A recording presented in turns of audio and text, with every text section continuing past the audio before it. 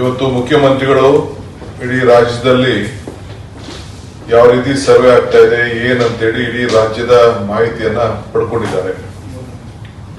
ಬಹುತೇಕ 90% ಎಲ್ಲ ಗ್ರಾಮೀಣ ಪ್ರದೇಶದಲ್ಲಿ ಜನ ಸಹಕಾರ ಕೊಟ್ಟು ಮತ್ತು ಎಲ್ಲ ನಮ್ಮ ಇಲ್ಯುಮಿನೇಟರ್ಸ್ ಏನಿದ್ರು ಅವರೆಲ್ಲ ಕೂಡ ಬಹಳ ಉತ್ತಮವಾಗಿ ಕೆಲಸ ಮಾಡ್ತಾ ಇದ್ದಾರೆ.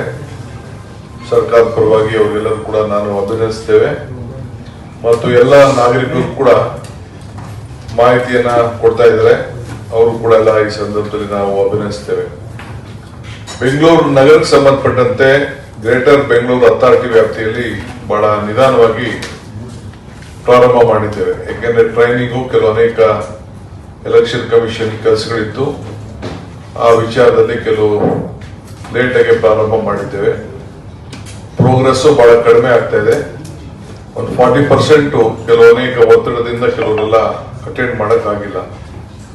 ಆ ದೃಷ್ಟಿಯಿಂದ ನಾವು ಈಗಾಗಲೇ ಎಲ್ಲ 5 ಕಾರ್ಪೊರೇಷನ್ ಕಮಿಷನರ್ಸ್ ಅಂತ ಕರೆದು ಚರ್ಚೆ ಮಾಡಿದ್ದೇವೆ.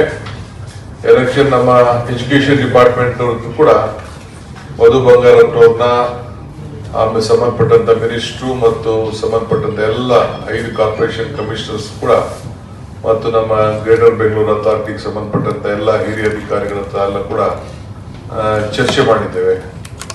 ಸೊ ಅವರ ಕಷ್ಟ ಸುಖಗಳನ್ನು ಕೂಡ ಹೇಳಿದ್ದಾರೆ.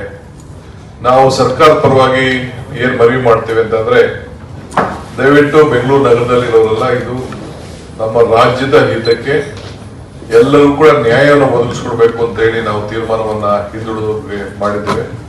ಇದಕ್ಕೆ ಸಹಕಾರ ಕೊಡಬೇಕು ಮತ್ತು ಆನ್ಲೈನ್ ನಲ್ಲೂ ಕೂಡ ನೀವು ಎನ್ರೋಲ್ ಮಾಡ್ಕೊಳ್ಳಿಕ್ಕೆ ಒಂದು ಅವಕಾಶ ಇದೆ.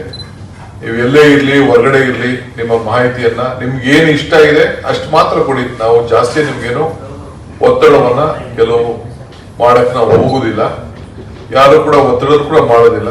ಕೆಲವು ಗ್ರಾಮೀಣ ಪ್ರದೇಶದ ಬದುಕಿನಲ್ಲಿ ಅವರಿಗೆ ಬದಲಾವಣೆಗಳನ್ನ ಆಗಿದೆ ಅನ್ನೋದನ್ನ ತಿಳ್ಕೊಳ್ಳಿಕ್ಕೋಸ್ಕರ ನೀವು ಹಳ್ಳಿಯಿಂದ ಬೆಂಗಳೂರು ನಗರಕ್ಕೆ ಬಂದಿರ್ತೀರಿ. ನಿಮ್ಮ ಪರಿಸ್ಥಿತಿ ಮೂಲ ಪರಿಸ್ಥಿತಿ ತಿಳ್ಕೊಂಡಾಗ ನಿಮ್ಮ ಶಕ್ತಿ ಎಷ್ಟು ಬದಲಾವಣೆ ಆಗಿದೆ, ಆರ್ಥಿಕವಾದಂತ ಶಕ್ತಿ, ಶೈಕ್ಷಣಿಕವಾದಂತ ಶಕ್ತಿ. ಈಗ ನನ್ನಂತ ಹಳ್ಳಿಯಿಂದ ಬಂದು ಬೆಂಗಳೂರು ನಗರಕ್ಕೆ ಸೇರ್ಕೊಂಡಿದ್ದೀನಿ, ನನ್ನ ಶಕ್ತಿ ಎಷ್ಟು ಬದಲಾವಣೆ ಆಗಿದೆ. ಆ ರೀತಿ ನಿಮ್ದು ಕೂಡ ತಿಳ್ಕೊಳ್ಳಿಕ್ಕೆ ಸರ್ಕಾರ ಪ್ರಯತ್ನವನ್ನ ಮಾಡ್ತಾ ಇದೆ. ಈ ಹಿನ್ನೆಲೆಯಲ್ಲಿ ನೀವೆಲ್ಲ ಕೂಡ ತಾವು ಸಹಕಾರವನ್ನ ಕೊಡಬೇಕು ಅಂತೇಳಿ ಮನವಿ ಮಾಡ್ತದೆ. ಮಿಕ್ಕಿದ್ದು ಕೆಲವು ಎಜುಕೇಶನ್ ಡಿಪಾರ್ಟ್ಮೆಂಟ್ ಎಲ್ಲ ನಮ್ಮ ಟೀಚರ್ಸ್, ಕರ್ನಾಟಕ ರಾಜ್ಯ ಪ್ರಾಥಮಿಕ ಶಾಲಾ ಶಿಕ್ಷಕರ ಸಂಘದವರು ಬಂದು ಮುಖ್ಯಮಂತ್ರಿಗಳನ್ನ ನನ್ನನ್ನ ಭೇಟಿ ಮಾಡಿ ಅವ್ರದೇ ಆದಂತ ಒಂದು ಮನವಿಯನ್ನು ಕೂಡ ಅವರು ಕೊಟ್ಟಿದ್ದಾರೆ.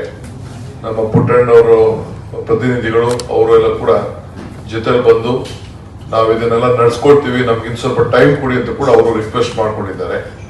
ಸೊ ಅವ್ರ ರಿಕ್ವೆಸ್ಟ್ ಮೇಲೆಗೆ ಈಗಾಗಲೇ ಚೀಫ್ ಮಿನಿಸ್ಟರ್ ಕೂಡ ನಮ್ಮ ಎಜುಕೇಶನ್ ಡಿಪಾರ್ಟ್ಮೆಂಟ್ ಅವ್ರ ಹತ್ರ ಕೂಡ ಚರ್ಚೆ ಮಾಡಿದ್ದಾರೆ. It is not a caste census, it is a socio-economic census to know the backwardness of the socio-economic conditions of all the communities in the state, so that they should be, those who are weaker, those who have been neglected have to be empowered. That is happening, that is going on well. 70 to 80% of the survey is over. The balance, whatever to 20% is there, that will, the Honorable Chief Minister has extended the time. That will also be done, and the social justice will be done to all communities. There is no need for any